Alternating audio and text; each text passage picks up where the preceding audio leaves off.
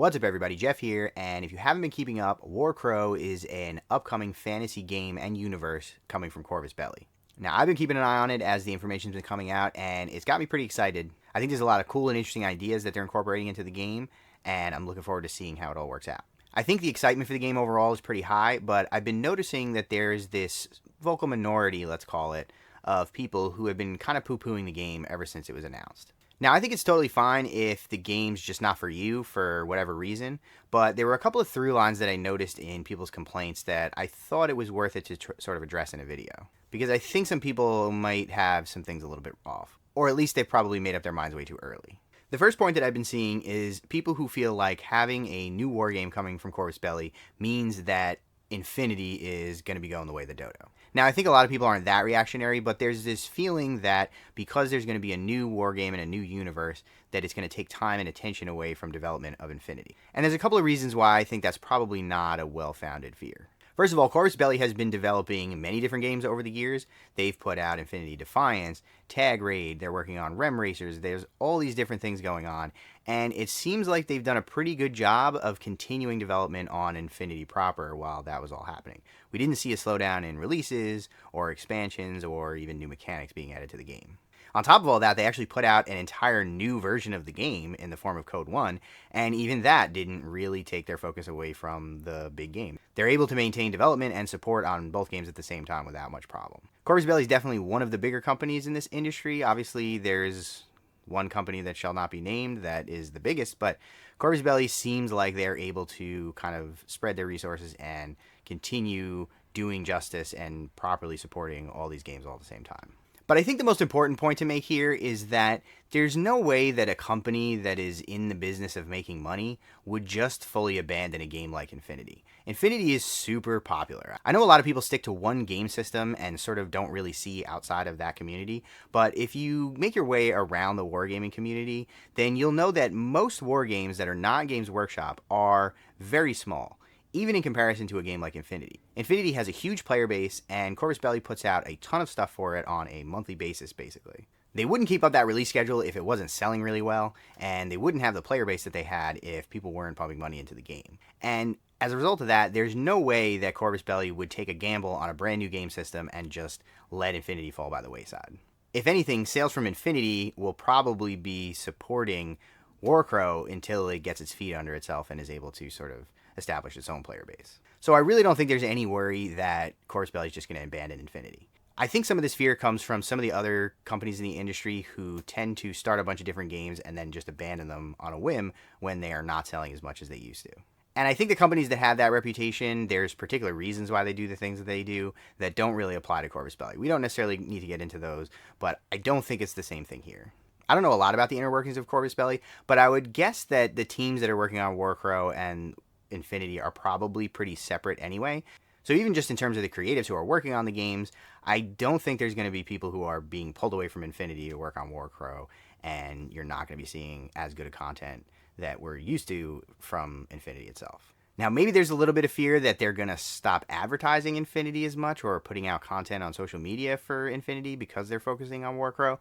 But even then, they've been talking about this game for well over a year now, and we still see all the stuff we're used to seeing from Infinity. So I really don't think this is a big concern either way. Now, the second objection that I keep seeing from people is that they don't like Warcrow because it's a fantasy game. And before I get into it, let me just say, I'm personally somebody who tends to favor sci-fi over fantasy as well. So I get it. Most of the universes that I really love are sci-fi universes. There's something about sci-fi that really appeals to me, and that's why I love Infinity. The aesthetic is great, the setting is great, a lot of the lore, really good. It definitely has a particular appeal for me. But I think it's a little bit short-sighted to just outright dismiss Warcrow because it's set in a fantasy universe. Now again, maybe that's just not your jam and there's no way you're going to like it because it's fantasy and you like spaceships and robots, and if that's the case, then fine. But for me personally, a big part of the reason why fantasy doesn't appeal to me as much is because fantasy tends to be very samey.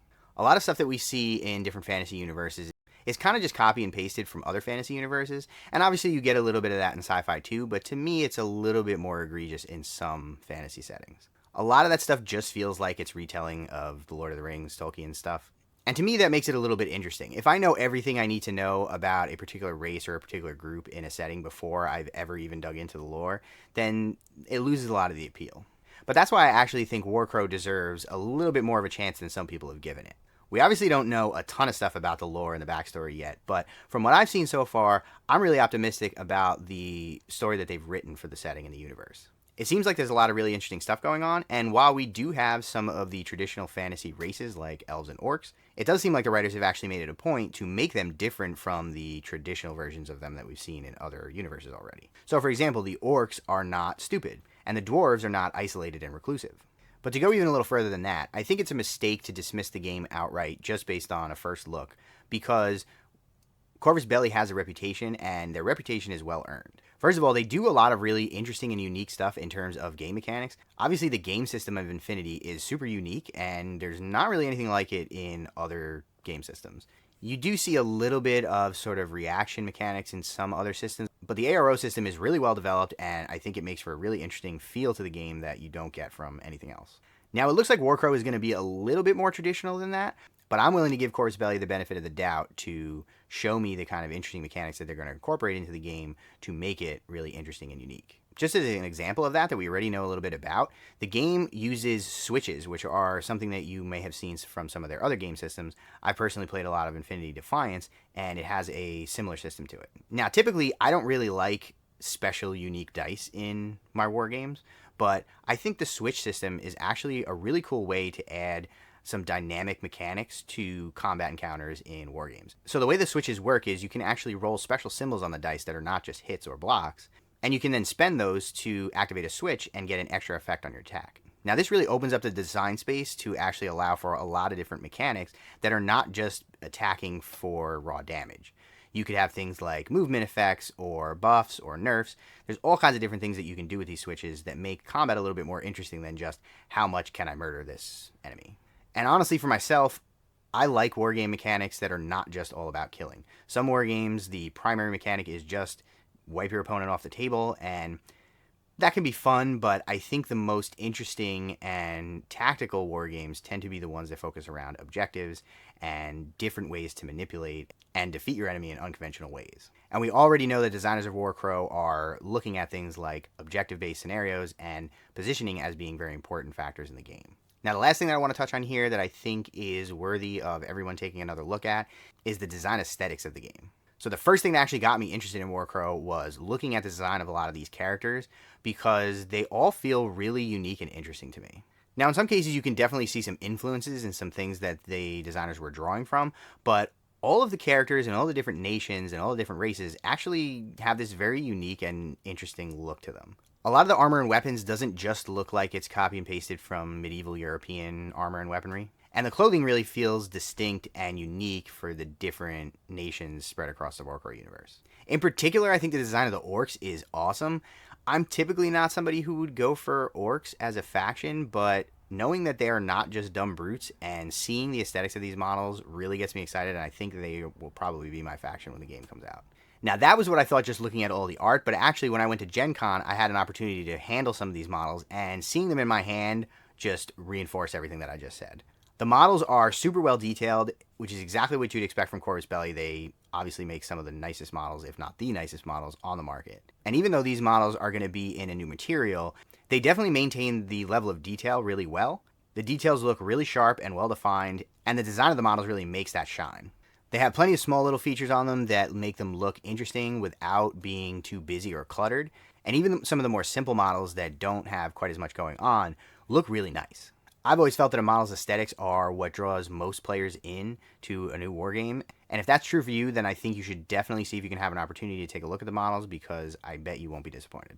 I'm really looking forward to getting more information about the game and learning more about how the actual mechanics are going to work. But as a lore nerd, I'm also super interested in seeing where they go with the fiction and the backstories. So far, there's really been a big focus on the characters in the universe, and a lot of that is because of Warcrow Adventures, which is the dungeon crawl that's coming out before the wargame.